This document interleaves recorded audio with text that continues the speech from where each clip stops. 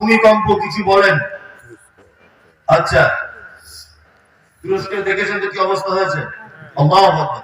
এটা আমি গত কালকে এক জায়গায় প্রোগ্রামে গিয়েছিলাম। আমি দুঃখিত যে আপনাদের এলাকায় আমি দুদিন পর পর প্রোগ্রামে আসতে পারিনি, অসুস্থ থাকার কারণে। অনেক মানুষ ফেসবুকে অনেক খারাপ কিছু লিখেছে আমার বিরুদ্ধে, অনেক কিছু লিখেছে, শুধু আসতে পারেনি বলে। আসলে তারা এটা জানে না যে আমিও মানুষ, আমিও অসুস্থ সুস্থ থাকতে পারি, পারি কি পারি না? আসলে মানুষ একটা ধারণা যে বক্তা মানেই অসুস্থ হয় না, এরকম একটা ব্যাপার নাকি? একদমই নয়। অনেক কথা বলে দিলাম, একটা পবিত্র আল কোরআনুল কারীমের কথা আপনাকে বলে দিই, সেটা হচ্ছে এই, আমি বেশি প্রশ্ন দিতে পারবো না।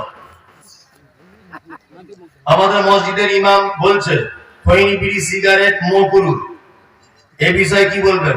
মকরুহ মানেটাই ও বুঝে না, মকরুহ মানে বুঝে না। ইমাম সাহেব যতলার সাহেবই হোক, মকরুহ মানে আপত্তিকর, মকরুহ মানে আপত্তিকর, তাই তো? আপনাকে এবার একটা কথা বলছি, ধরে নেন এটা একটা বাংলাদেশের বর্ডার, এইটা, তাই তো? এই আশেপাশে গেলে গুলি করে দেওয়া হবে, আর সাইড দিক দিয়ে অনেক রাস্তা আছে। আচ্ছা বলুন তো, আপনি সাইডের রাস্তা দিয়ে যাবেন না যেদিকে গুলি করার সম্ভাবনা আছে ওই রাস্তা ধরবেন? সাইড দিয়ে যাবেন, রাস্তা তো অনেক আছে, তাই না?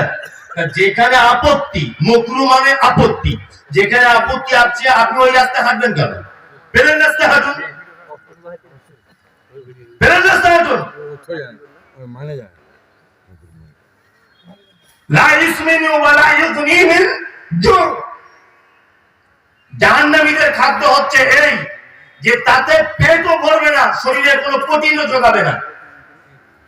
খৈনি বিড়িতে শরীর খাদ্য পেট ভরে, উপকার হয়, তার ফলশ্রুতিতে এটা জাহান্নামীদের একটা খাদ্যের পর্যায়ে পড়ে।